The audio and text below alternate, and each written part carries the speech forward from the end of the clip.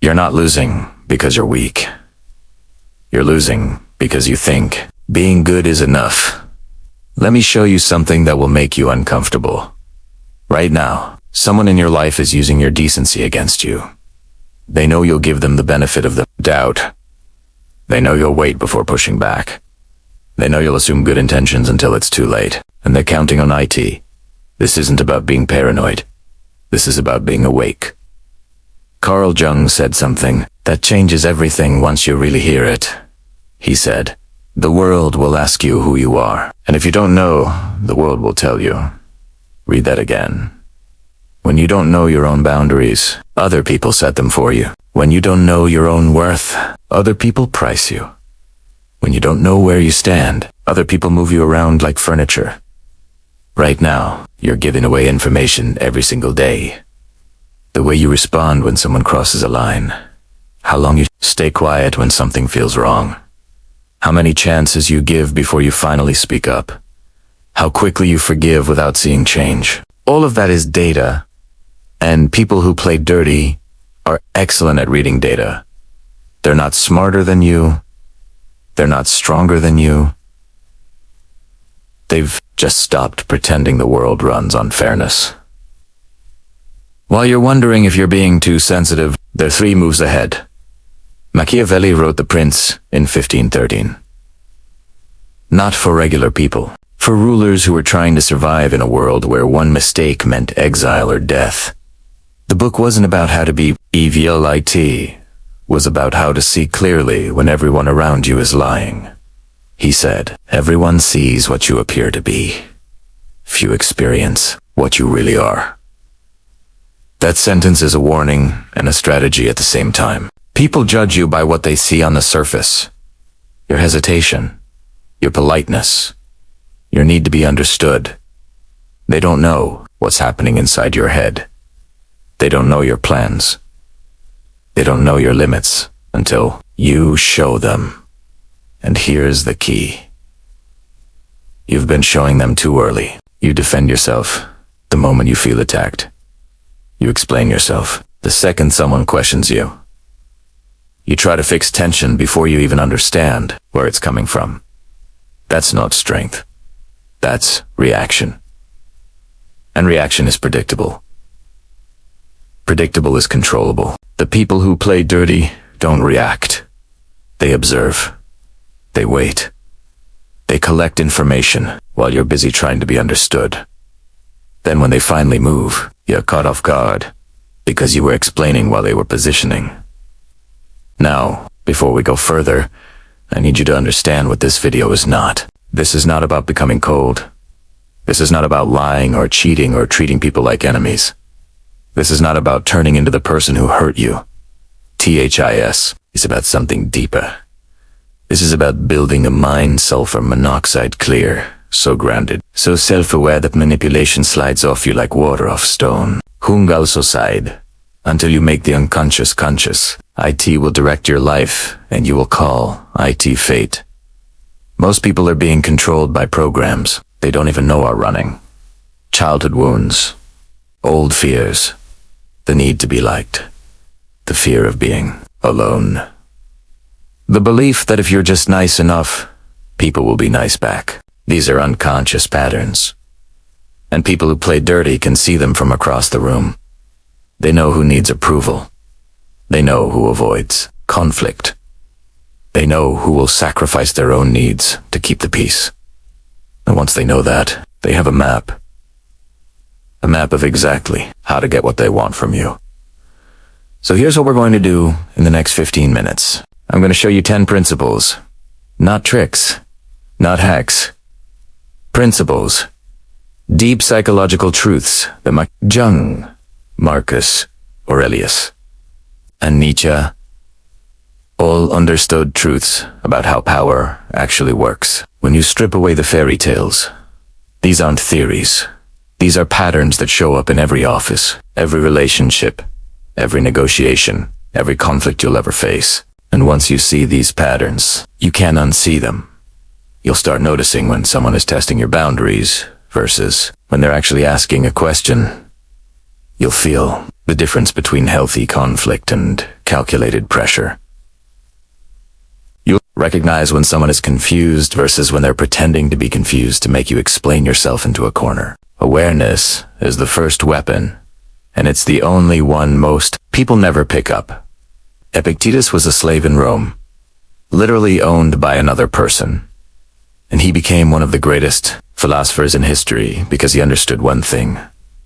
You can't control what happens to you, but you can control how you see IT, how you interpret IT, how you respond to IT. He said, it's not what happens to you, but how you react to IT that matters. The person playing dirty wants a reaction. They want emotion. They want you off balance. Because once you're emotional, you're predictable. Once you're predictable, you're manageable. But when you pause, when you observe, when you choose your response instead of just reacting, everything changes. They lose their grip. Now, I want you to do something. In the comments right now, type this. I see the game. Not because it's magic. Because it's a commitment. You're telling yourself that you're done being moved around. You're done assuming everyone plays fair. You're done giving your power away for free. The 10 principles we're about to cover will show you how people operate when they think you're not paying attention. More importantly, they'll show you how to operate when people are watching you closely. This isn't about becoming someone else. This is about becoming more of who you actually are. Stripped of the programming, stripped of the fear, stripped of the need to be liked by people who don't even respect you. By the end of this, you won't feel angry. You won't feel paranoid. You'll feel calm, clear, harder to move. Let's begin. Principle 1. Know the difference between testing and attacking. Here's something most people get wrong. They think every challenge is an attack. Every question is a threat. Every disagreement is war. It's NOT. Healthy people test boundaries. IT's normal. It's how relationships find their shape. Someone asks you for a favor. You say nitrogen monoxide. They say okay and move on. That's a test. A healthy one. But manipulation looks different. When you say nitrogen monoxide and they respond with guilt, that's not a test anymore. That's pressure. When they bring up past favors, when they question your loyalty, when they make your boundary about their feelings, that's strategy. Marcus Aurelius wrote in each private journal, the impediment to action advances action. What stands in the way becomes the way. He was the emperor of Rome, the most powerful man alive. And he knew that obstacles reveal information. When someone pushes against your boundary, they're showing you who they are. The person who respects your nitrogen monoxide is safe. The person who punishes your nitrogen monoxide is dangerous. Most people don't make this distinction. They feel guilty either way. They think setting a boundary makes them the bad guy. So they cave. They apologize. They explain why they can't help this time, but maybe next time. And the person taking notes just learned exactly how much pressure to apply next time. Jung said, knowing your own darkness is the best method for dealing with the darknesses of other people. What's your darkness? What's the pattern you keep repeating? For some people, it's the need to be seen as generous. For others, it's the fear of being called selfish. For others, it's the belief that saying nitrogen monoxide means you don't care. That's your unconscious program. And until you see it, people will use IT. Here's your practice. The next time someone asks you for something, pause. Just 2 seconds. Not to be dramatic. To check in with yourself. Do I actually want to do this, or am I afraid of what happens if I don't? If the answer is fear, that's information. You're not making a choice. You're managing anxiety. Real power is choosing, not reacting. Principle 2. Stop explaining yourself into corners. This one is subtle, and IT destroys more good people than anything else on this list. You think explanation is clarity? You think if you just help them understand your reasoning, they'll respect your decision. But here's what actually happens. Every time you explain, You give them material to work with. They're not listening to understand. They're listening to find the weak point in your logic.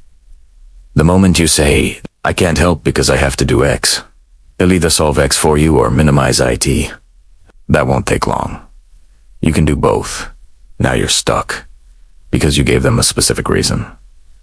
And they just addressed it if you still say, no, you look like you were lying about the reason in the first place. This is a trap. And you walked right into it. Machiavelli understood this. He wrote, the promise given was a necessity of the past. The word broken is a necessity of the present. He's not saying lie. He's saying context changes. And you don't owe people a detailed breakdown of your internal decision-making process. When you say not, you don't need to justify it with a story. I can't, as a complete sentence. I'm not available. Yes, enough. That doesn't work for me is sufficient. Notice what happens when you stop giving reasons. People get uncomfortable. They push. Why not? What's the problem? You didn't even hear the full request. That discomfort is them losing control. They can't negotiate with a boundary that has nitrogen monoxide handles. They can't logic you out of a position you didn't logic yourself into. Nietzsche said, the individual has always had to struggle to keep from being overwhelmed by the tribe. The tribe wants you to explain because explanation is submission. It's you asking permission. I tease, you seeking approval for your own choices. But you're not asking. You're informing. There's a difference. Now, this doesn't mean you become a robot. If someone you trust asks why you're unavailable, and you want to share. But you're sharing because you choose to. Not because you have to prove your decision was valid. The moment you need their agreement, you've lost your boundary. Principle 3. The 24-hour rule. Here's what happens. When someone provokes you, they send a message. They make a comment. They do something that makes your blood hot. Your brain floods with emotion, anger, hurt, defensiveness, and your fingers start moving before your mind catches up. You fire back. You defend. You correct. You explain why they're wrong and you're right. And the second you hit send, you've lost. WHY. Because you responded from emotion. And emotional responses are always too much or too little. Too aggressive or too apologetic. Too detailed or too vague. Tugged is students. IT's not what happens to you, but how you react to it that matters. People who play dirty are counting on your immediate reaction. They're poking you to see what comes out. Are you defensive? Are you desperate to be understood? Do you need the last word? Every reaction is data, and they're collecting it. The 24-hour rule is simple. When something makes you emotional, you wait 24 hours if possible. Even 2 hours helps. You let the chemicals settle. You let your prefrontal cortex come back online. Then you respond. If you still need to. Most of the time, after 24 hours, you realize the response isn't even necessary. You realize they were baiting you. You realize engaging at all gives them exactly what they want. Attention, emotion, access. Jung said, everything that irritates us about others can lead us to an understanding of ourselves. When someone gets under your skin, the question isn't, why are they doing this? The question is, WHY. Is this affecting me sulfur monoxide much? That's where the power is. Not in controlling them. In understanding yourself. Here's what the rule does. IT removes urgency. Urgency is a weapon. When someone makes you feel like you need to respond right now, they're trying to bypass your judgment. But you don't need to respond right now. You never do. Even in work situations, even in conflicts, even when they're demanding immediate answers, you can say, I'll get back to you. That pause is power. Because it forces you to choose your response, instead of just reacting to their provocation. Schopenhauer Dobler wrote, a man can be himself only so long as he's alone. If he does not love solitude, He will not love freedom. When you take time before responding, you're alone with your thoughts. You're free from their frame. You're not performing anymore. You're deciding. And decisions are stronger than reactions. Every single time. Now drop this in the comments. I control my response. Not as an affirmation. As a reminder. You're building a new pattern.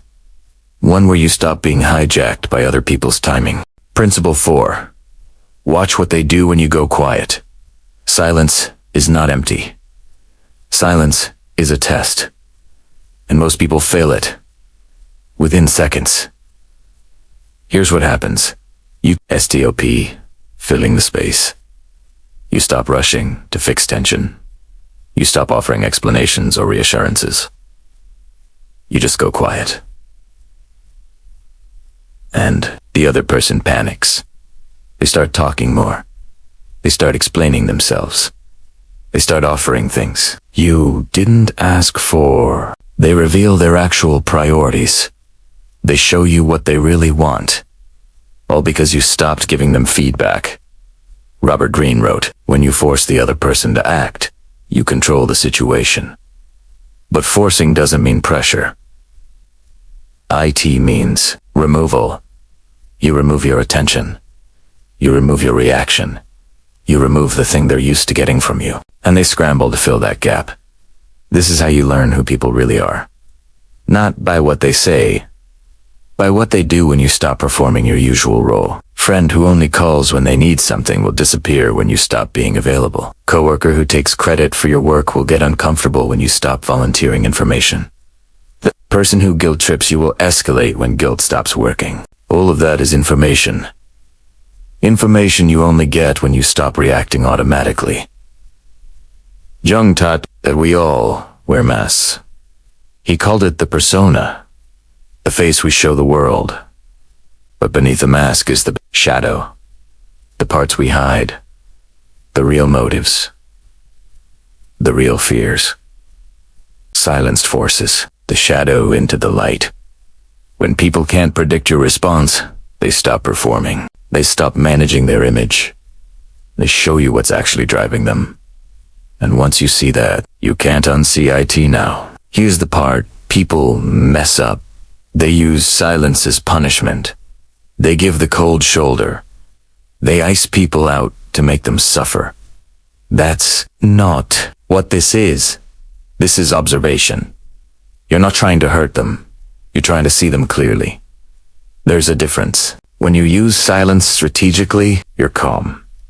You're present. You're just not filling space anymore. You're not doing the emotional labor of keeping everyone comfortable. And what you'll notice is this. The people who respect you will give you space. They won't panic. They won't demand explanations. They'll wait. The people who are using you will panic. Because silence means they're not getting what they need. And they'll show you exactly what that was. Principle 5. Your boundaries teach people how to treat you. Here's the truth nobody wants to hear. You trained them. Every time you said yes when you meant nitrogen monoxide, you trained them that your nitrogen monoxide doesn't mean anything. Every time you accepted disrespect and stayed anyway, you trained them that disrespect is tolerated. Every time you forgave without seeing change, you trained them that apologies are cheaper than effort. This isn't about blame. This is about cause and effect.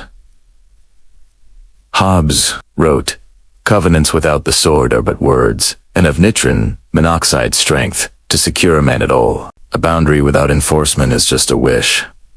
IT is not real. IT doesn't change behavior. IT just makes you feel like you tried. Real boundaries have consequences.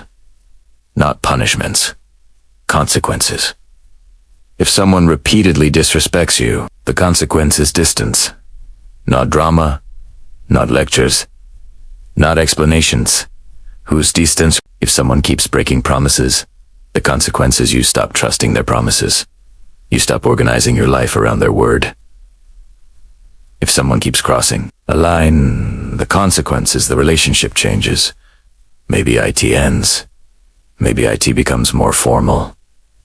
Maybe you stop sharing certain things. This isn't cruelty. This is cause and effect. Marcus Aurelius wrote, "Reject your sense of injury, and the injury itself disappears." He's not saying let people walk all over you. He's saying stop being surprised. When people act according to their nature, a person who lies will lie. A person who manipulates will manipulate. A person who takes advantage will take advantage. Your job is not to fix them. Your job is to decide what you'll accept. And here's the key. Don't announce boundaries like they're laws. You don't make big speeches. You don't explain why you deserve better treatment. You just enforce quietly. Someone keeps canceling last minute. You stop making plans with them. You don't explain why. You just become less available. Someone keeps interrupting you. You stop talking when they interrupt. You don't fight for the floor. You just stop giving it to them. Someone keeps asking for favors, but never reciprocates. You stop saying yes. You don't owe them a dissertation on fairness. You just stop participating. This is what Machiavelli meant when he wrote, "Men judge generally more by the eye than by the hand." People don't listen to what you say. They watch what you do. When your actions match your words, they believe you. When they don't, they test you. So stop talking about your boundaries. Just have them. The first time you enforce a boundary, people will push back. They'll act confused. What's wrong? Why are you being like this? You used to be so understanding. That's their last test. They're checking if you mean it. If you explain, if you justify, if you apologize, you've just shown them the boundary is negotiable. They'll file that information away and test again later. But if you stay quiet, if you stay consistent, if you just keep enforcing without drama, they'll adjust. Or they'll leave. Either outcome is good for you. Principle 6. Energy flows. Where attention goes, Freud understood that we have limited psychological energy. He called it libido, not sexual energy. Life energy. The fuel that powers your decisions, your focus, your presence.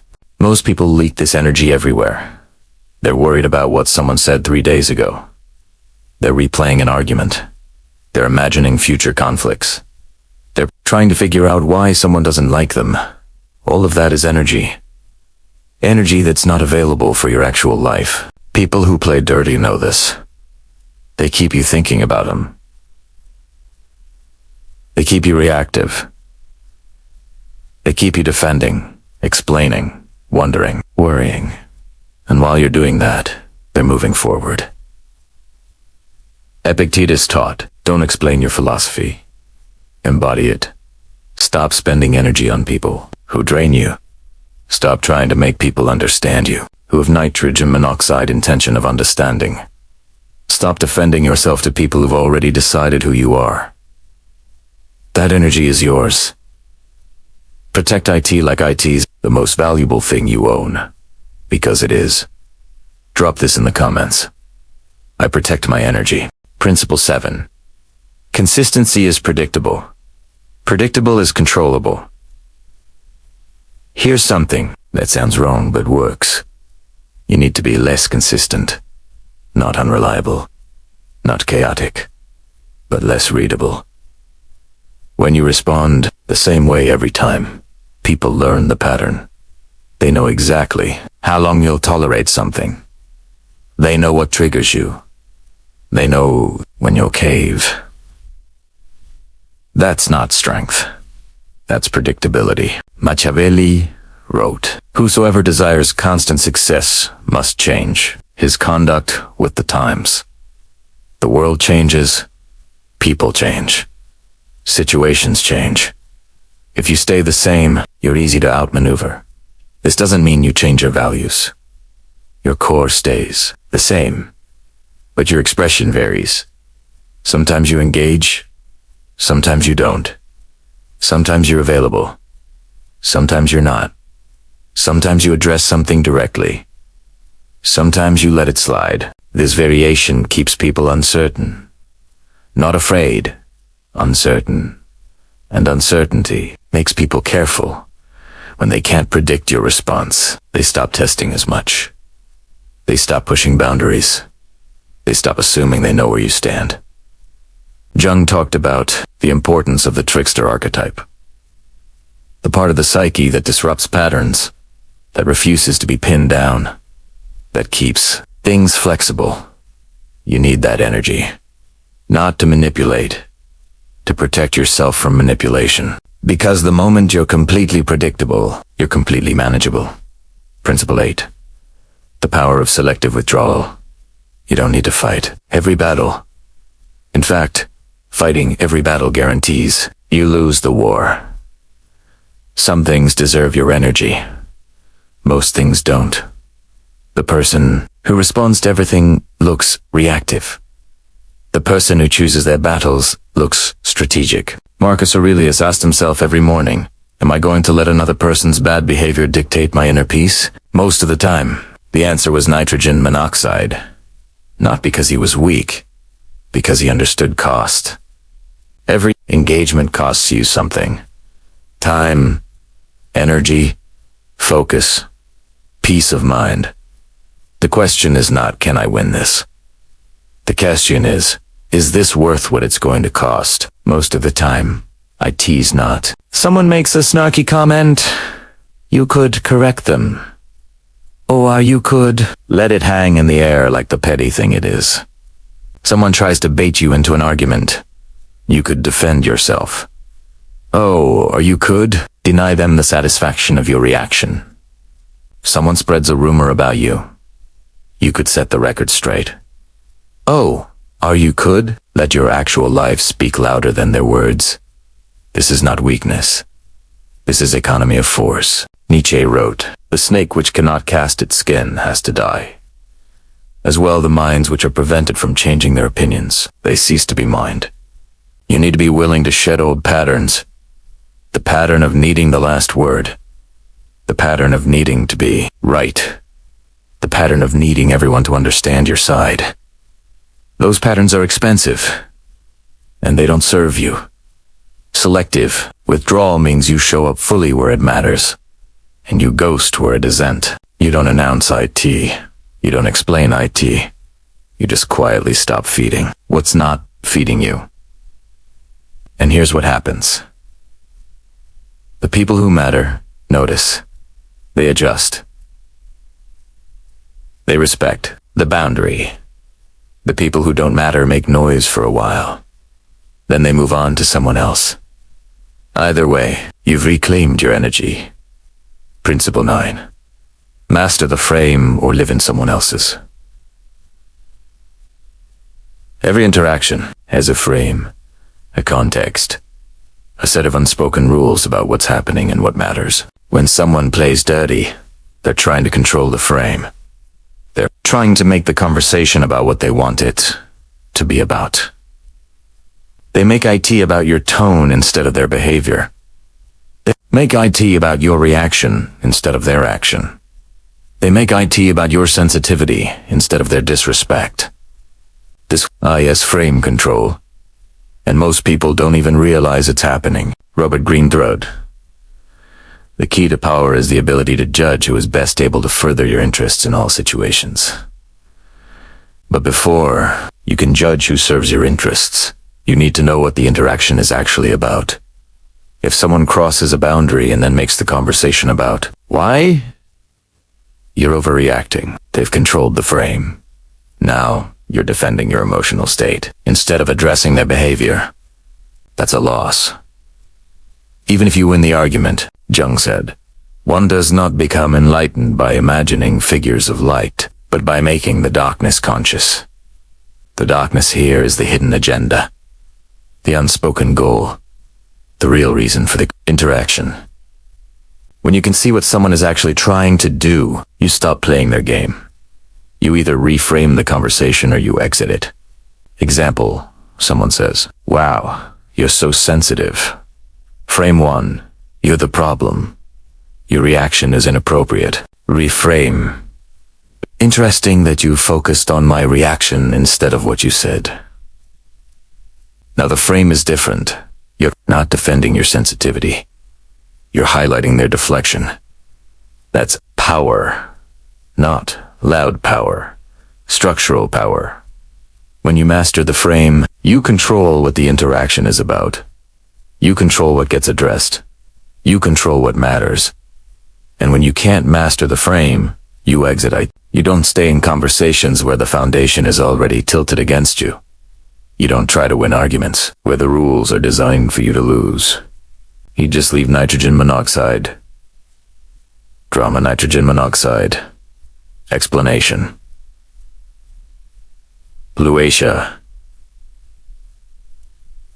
Dest exit.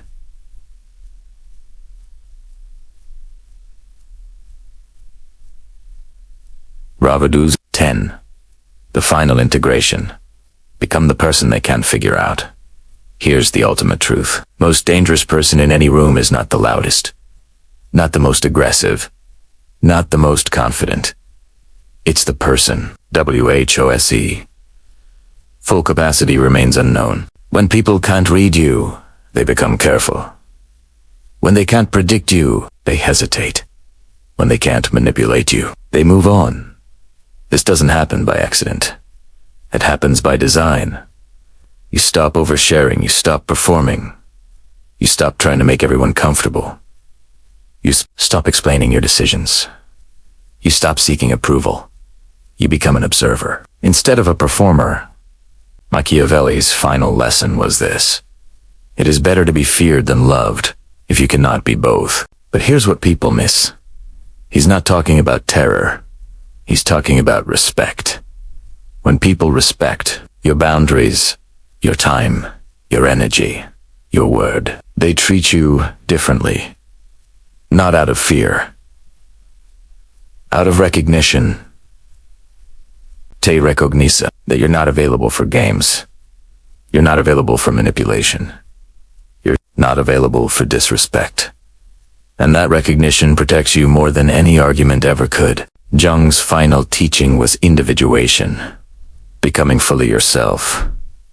Not the version your parents wanted. Not the version your friends expect. Not the version society demands. The real you, integrated, whole, unshakable. That's the goal. Not to outsmart everyone. To become so grounded in yourself that their games don't touch you. Drop this final statement in the comments. I am the frame. If this video helped you see what was invisible before, do 3 things. Like IT. So IT reaches people who need eyes to see. Subscribe to me because we go deeper every single video. And share it with someone who keeps getting played without knowing why. Remember, you don't win by playing dirty back. You win by becoming someone who's too expensive to play with. Stay sharp. Stay sovereign. And never fight a war you didn't choose.